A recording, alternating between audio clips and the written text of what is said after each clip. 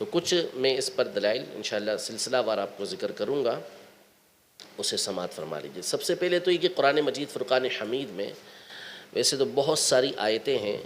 جو سیدنا صدیق اکبر رضی اللہ تعالیٰ عنہ کی نہ صرف فضیلت پر بلکہ افضلیت پر دلالت کرتی ہیں۔ تو ان میں سے ایک آیت سماعت فرمائیں، اور پھر اس کے بعد انشاءاللہ حدیث مبارکہ، اور پھر اس کے بعد انشاءاللہ حضرت علی کا فرمان، اور اس کے بعد پھر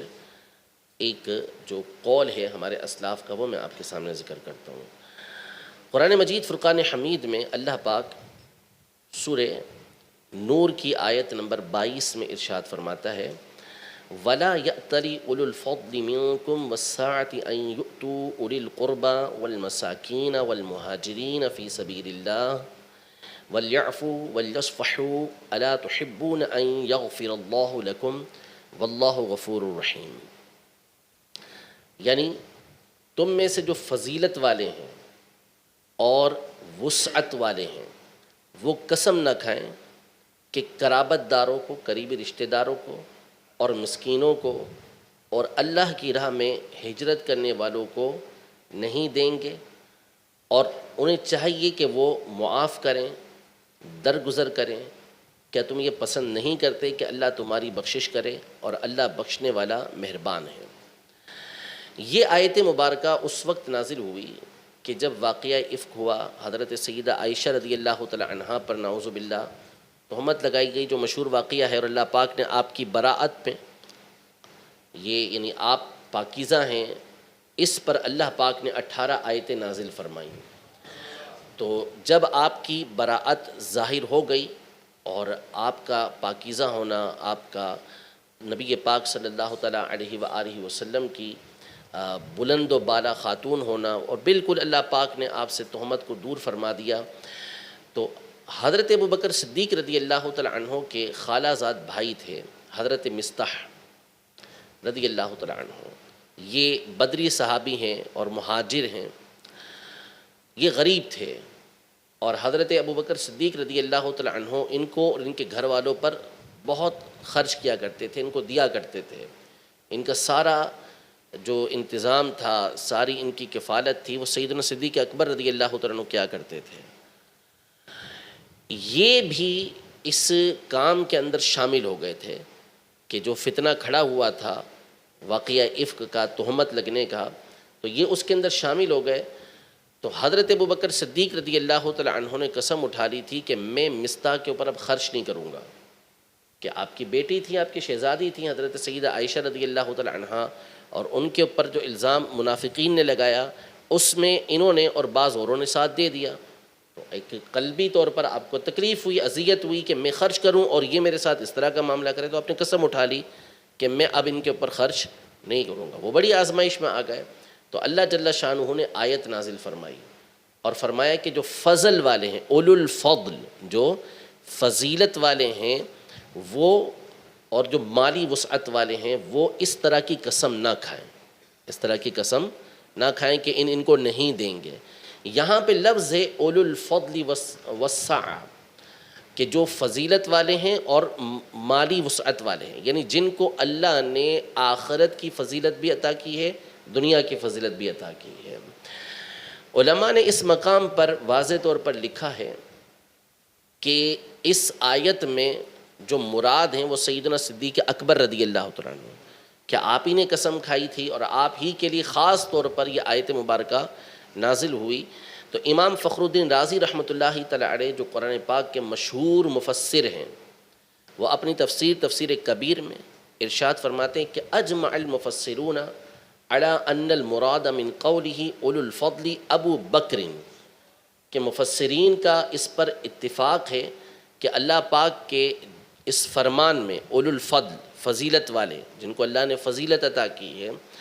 اس سے مراد حضرت ابو بکر صدیق رضی اللہ تعالیٰ عنہ۔ اور پھر آپ فرماتے ہیں کہ وَهَذِهِ الْآيَةُ تَدُلُّ عَلَىٰ أَنَّهُ رضی اللہ تعالیٰ عنہ كَانَ أَفْضَلَ النَّاسِ بعد الرسول صلی اللہ تعالیٰ علیہ وسلم۔ یہ آیت مبارکہ اس پر دلالت کرتی ہے کہ حضرت ابو بکر رضی اللہ تعالیٰ عنہ رسول پاک صلی اللہ علیہ وسلم کے بعد اس امت میں سب سے افضل ہستی ہے۔ پھر امام فخر الدین رازی رحمۃ اللہ تعالیٰ نے اس پر دلائل قائم کیے، اور وہ خصوصیات اور خوبیاں بیان کی کہ جس کی بنیاد پر کسی ہستی کو افضل قرار دیا جاتا ہے، اور اس آیت میں حضرت ابوبکر رضی اللہ تعالی عنہ کے لیے وہ باتیں موجود ہیں۔ اسی طرح امام ابو النصر سمرقندی رحمۃ اللہ تعالی علیہ، جن کا سن وفات تقریباً 375 ہے، یعنی 4 صدی ہجری کے مفسر ہیں، وہ اپنی تفسیر بحر العلوم میں ارشاد فرماتے ہیں کہ یعنی اولو الفضل فی دین اللہ، اس سے مراد یہ ہے کہ جو فضیلت والی بات بیان کی ہے، مراد یہ ہے کہ وہ اللہ کے دین میں فضیلت والے ہیں، اللہ کے دین میں فضیلت والے۔ کیوں؟ اس لیے کہ مالی فضیلت تو آگے آ رہی ہے، وسعتی مالی فضیلت کا وہاں ذکر ہو گیا، تو یہاں پر اس سے مراد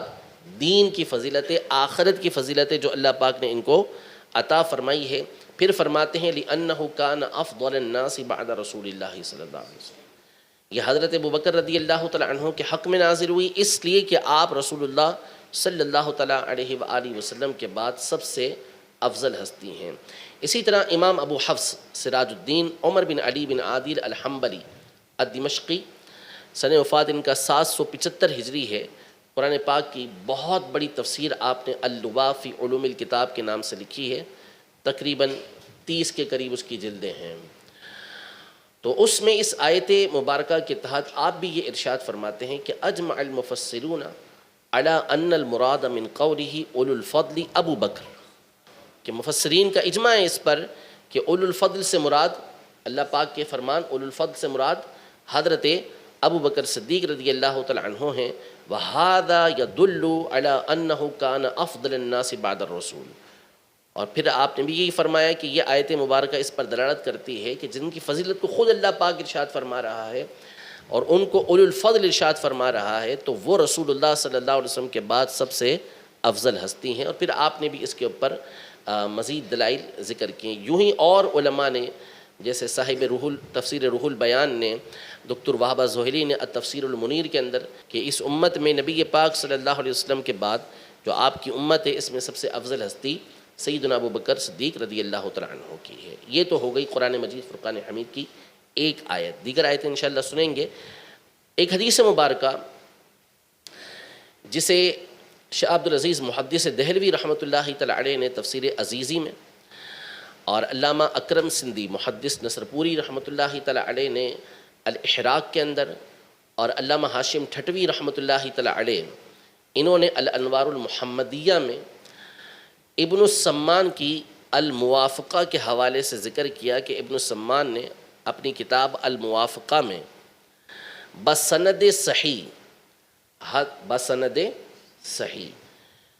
یہ ان کے الفاظ ہیں کہ ابن السمان نے الموافقہ میں بسند صحیح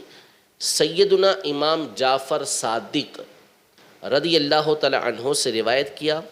وہ اپنے والد امام محمد باقر سے رضی اللہ تعالی عنہ سے،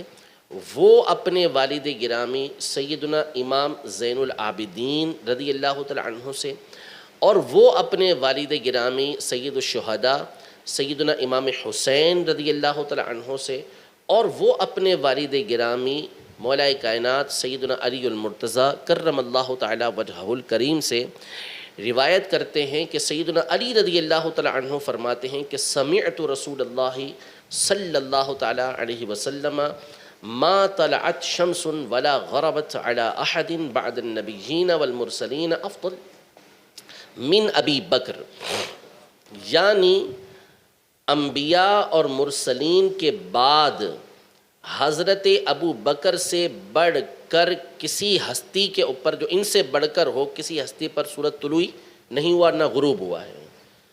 یعنی حضرت ابو بکر صدیق رضی اللہ تعالی عنہ وہ ہستی ہیں کہ سورج نے انبیاء اور مرسلین کے بعد ان سے بڑھ کر افضل دیکھا ہی نہیں ہے، سب سے افضل ہستی ان کی ہے۔ یہ اہل بیت اطہار رضی اللہ تعالی عنہ کی سند سے مروی حدیث مبارکہ ہے، جو نبی پاک صلی اللہ علیہ وسلم کا فرمان ہے۔ اسی طرح صحیح بخاری شریف میں حدیث نمبر 3671 ہے، 3671 ہے، امام بخاری رحمۃ اللہ تعالی علیہ حضرت سیدنا علی المرتضیٰ کرم اللہ تعالی وجہہ الکریم سے روایت کرتے ہیں امام بخاری رحمۃ اللہ تعالیٰ علیہ حضرت علی رضی اللہ تعالیٰ عنہ کے بیٹے محمد بن حنفیہ سے روایت کرتے ہیں کہ انہوں نے اپنے والد گرامی حضرت علی رضی اللہ تعالیٰ عنہ سے پوچھا ای الناس خیر بعد رسول اللہ صلی اللہ علیہ وسلم، رسول اللہ صلی اللہ علیہ وسلم کے بعد سب سے بہتر ہستی کون سی، یعنی انبیاء اور رسولوں کے بعد سب سے بہتر ہستی کون سی ہے؟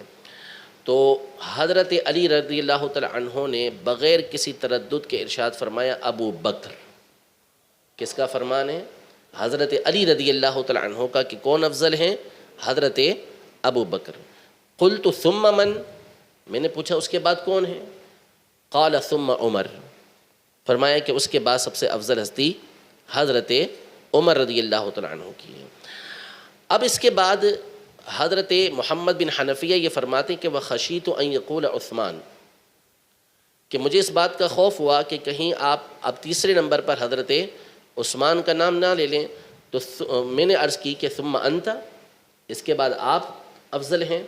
قال ما انا الا رجل من المسلمین، حضرت علی رضی اللہ تعالیٰ عنہ نے عاجزی کا اظہار کرتے ہوئے فرمایا میں تو مسلمانوں کا ایک عام سا شخص ہوں۔ یہ جو تیسرے نمبر پر خیال پیدا ہوا حضرت محمد بن حنفیہ رضی اللہ تعالیٰ عنہ کو، اس کی وجہ یہ تھی کہ ایک تعداد اس زمانے میں بھی یہ تھی جن کا یہ موقف تھا کہ حضرت علی رضی اللہ تعالیٰ عنہ حضرت عثمان غنی رضی اللہ عنہ سے افضل ہیں، جبکہ بڑی تعداد وہ تھی کہ جو اس بات کی قائل تھی کہ حضرت عثمان رضی اللہ تعالیٰ عنہ حضرت سیدنا علی رضی اللہ تعالیٰ عنہ سے افضل ہیں۔ تو ان کے دل میں یہ خیال آیا کہ اب میں پوچھوں گا تو ممکن ہے کہ والد گرامی انہی کا نام لے لیں، تو اس لیے پہلے سے انہوں نے والد صاحب کا نام لے لیا۔ لیکن ابتدائی دو افراد، یعنی دو ہستیاں شیخین کریمین رضی اللہ تعالیٰ عنہما کی، ان کے بارے میں ان کو کسی طرح کا کوئی تردد نہیں تھا کہ یہی سب سے افضل ہستیاں ہیں، ٹھیک ہے۔ اس طرح کی اور احادیث طیبہ اور قرآن کی آیات اور اقوال صحابہ موجود ہیں جو انشاءاللہ ہم وقتاً فوقتاً سنتے رہیں گے۔ انہی کی روشنی میں اب ہمارے اسلاف نے، ہمارے بزرگوں نے جو عقیدہ لکھا ہے، جو نظریہ لکھا ہے، وہ سماعت فرمائیے۔ حافظ ابو نعیم الاصفہانی رحمۃ اللہ تعالی علیہ، مشہور و معروف محدث ہیں، صاحب حلیۃ الاولیاء، یہ اپنی کتاب الامامہ اس میں ارشاد فرماتے ہیں کہ حضرت سیدنا صدیق اکبر رضی اللہ تعالیٰ عنہ کے بہت سارے مناقب ہیں اور بہت سارے فضائل ہیں، ہم یہاں پر کچھ ذکر کرنے پر ہی اکتفا کرتے ہیں۔ پھر اس کے بعد آپ فرماتے ہیں کہ لِأَنَّ الَّذِي أَجْمَعَتْ عَلَيْهِ الْأُمَّةُ وَأَفَاضِلُ الصَّحَابَةِ مِنَ الْمُهَاجِرِينَ وَالْأَنصَارِ مِن تَفْضِيلِهِ وَتَقْدِيمِهِ يُغْنِي عَنْ إِيرَادِ كَثِيرِ الرِّوَايَاتِ فِي شَأْنِهِ، یعنی حضرت ابو بکر صدیق رضی اللہ تعالیٰ عنہ وہ ہستی ہیں کہ جن کی افضل ہونے پر اور جن کے مقدم ہونے پر امت کا اور بڑے بڑے مہاجرین انصار صحابہ کا اجماع ہے۔ انصار صحابہ اور امت کا، پوری امت کا اس کے اوپر اجماع ہے کہ آپ ہی افضل، آپ ہی مقدم ہیں۔ اور پھر فرماتے ہیں کہ میری جان کی قسم، وہ امت کہ جس کے بہتر امت ہونے کی گواہی دی گئی، کنتم خیر امتن، کہ تم بہتر امت ہو، وہ امت کبھی بھی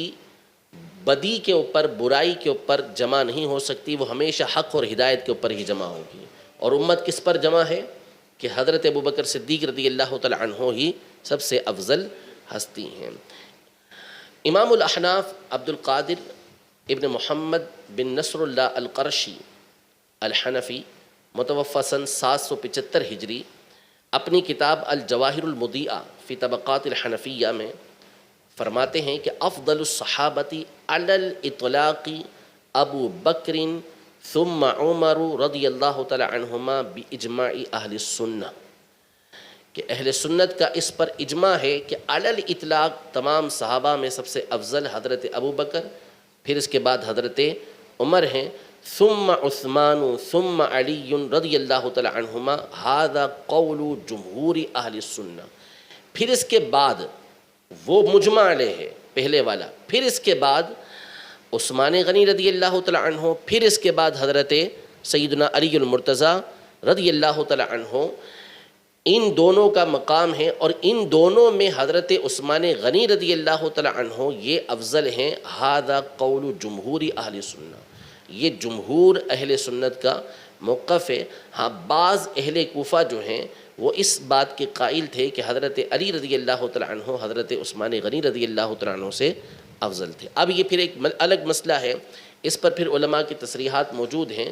کہ بعد میں اس پر بھی اتفاق ہو گیا تھا کہ حضرت عثمان غنی رضی اللہ تعالیٰ عنہ یہ حضرت علی رضی اللہ تعالیٰ عنہ سے افضل ہیں، لیکن بہرحال اس کے اندر ایک اختلاف رہا، لیکن پہلے والے کے اندر کوئی اختلاف نہیں کہ شیخین کریمین رضی اللہ تعالیٰ عنہما یہ علی الاطلاق سب سے افضل ہستیاں ہیں۔ تو یہ میں نے آپ کے سامنے ایک آیت مبارکہ پیش کی، حدیث مبارکہ پیش کی، حضرت علی رضی اللہ تعالیٰ عنہ کا فرمان پیش کیا، اور دو اقوال علماء ذکر کیے کہ جن کی روشنی میں اہل سنت کا یہ عقیدہ بالکل واضح ہے کہ نبی کریم صلی اللہ تعالیٰ علیہ وسلم کے بعد، یعنی تمام انبیاء و مرسلین کے بعد جو افضل ترین ہستی ہے وہ حضرت سیدنا ابو بکر صدیق رضی اللہ تعالیٰ عنہ کی، اور پھر اس کے بعد حضرت سیدنا عمر رضی اللہ تعالیٰ عنہ کی۔ انشاءاللہ مزید اس کے اوپر ہم آیات اور احادیث طیبہ آگے ذکر کریں گے۔ اللہ پاک ہم سب کے عقیدے کی حفاظت فرمائے۔